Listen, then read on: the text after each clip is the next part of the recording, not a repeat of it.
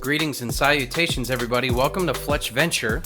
On this video, I'm going to be talking about our first day in EPCOT. Now, it started literally right after we got off the plane. It was an overnight flight that we took, and it was kind of a rough flight because we thought we'd spend the whole day enjoying beverages and drinks in EPCOT, but especially when our flight, everything arrived on time, but our early check-in unfortunately didn't work out. So we had to wait for our room about 4 hours, but I gotta say, with mobile ordering the food, it actually worked out pretty great. So we got a pretty decent breakfast in, a little too much, and then we actually took a nap there in the cafeteria. Once we got to our rooms though, which were pretty good size, I wouldn't recommend more than 3 adults to the rooms at Pop Century just because the bathrooms can get pretty cramped. I would assume any more than that.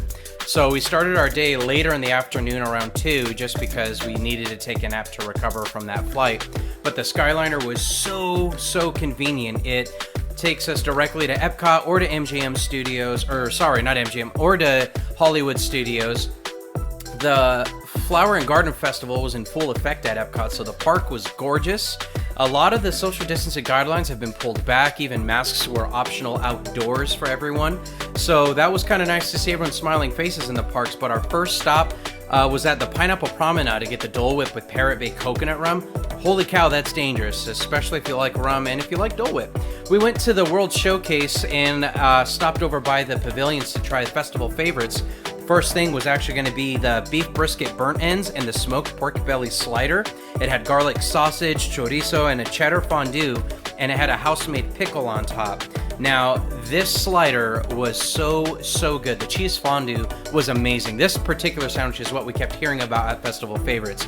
We also got the frozen lemonade that had a Firefly Blackberry Moonshine. My first moonshine, I don't know if you can quite count it, but hey, it was great. Next up was the Sunshine Griddle for shrimp and grits, blackened shrimp with cheddar cheese grits with a brown gravy and sweet corn salsa.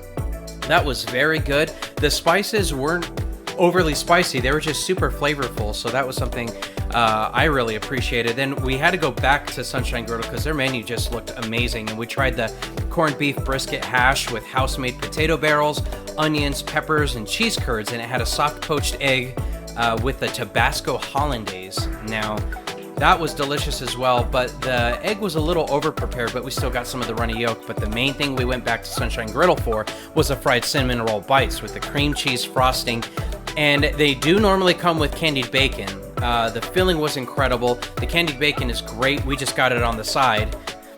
Then next stop was Joffrey's Coffee? Their nitro cold brew, decently priced, good coffee to get us set up for the rest of the day.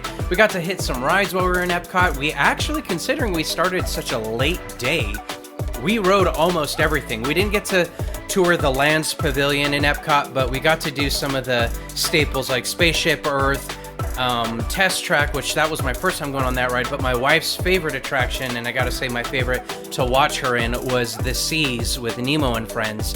This ride was a lot like Haunted Mansion or Ariel's adventure, the Ariel ride, the Little Mermaid ride, because it had a similar dark ride experience, but then it had an aquarium that the projections actually interacted with.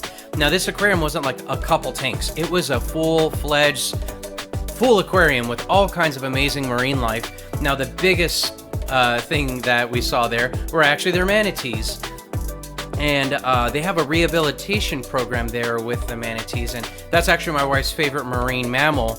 And so that was really amazing to see. They had a top deck that you could look at them from above, and that was something really unique and special that, well, I mean, we just didn't know Disney had that, so that was pretty amazing. And my wife, being the marine biologist that she is, had a very sentimental moment with these wonderful mammalian marine creatures.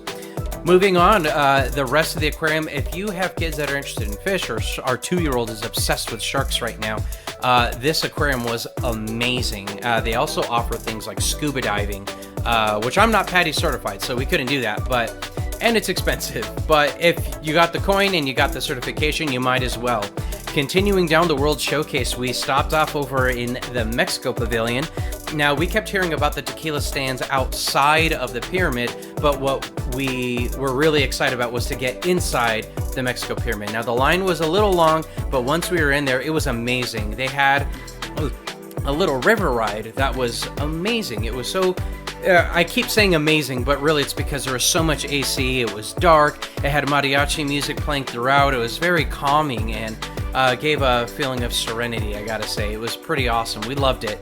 And I've heard some rumors that this ride in particular actually might be getting a retheme for a Coco themed attraction. Now, personally, I would love that.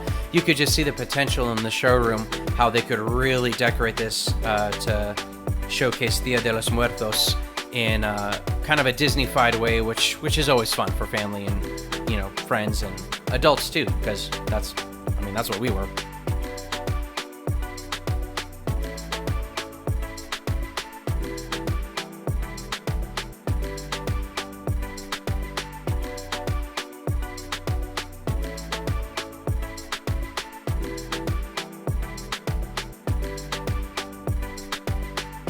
So inside the rest of the pavilion, actually behind the river ride, there's a whole, or in front of the river ride, there's a whole little marketplace. Now in there they have La Cava de Tequila, which is their main tequila bar, and holy cow, the options that they have there are amazing. We got an horchata margarita, which has dark rum and horchata. There's a couple other things I don't actually remember. It was kind of a feature drink, but the main one we got that we kept getting recommended was La Cava Avocado.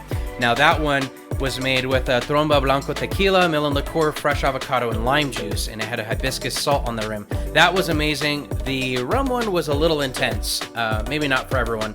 If you see souvenirs in the Mexico Pavilion, get them there. They're hard to find unless you get them on eBay. That's just a side tip that we learned the hard way.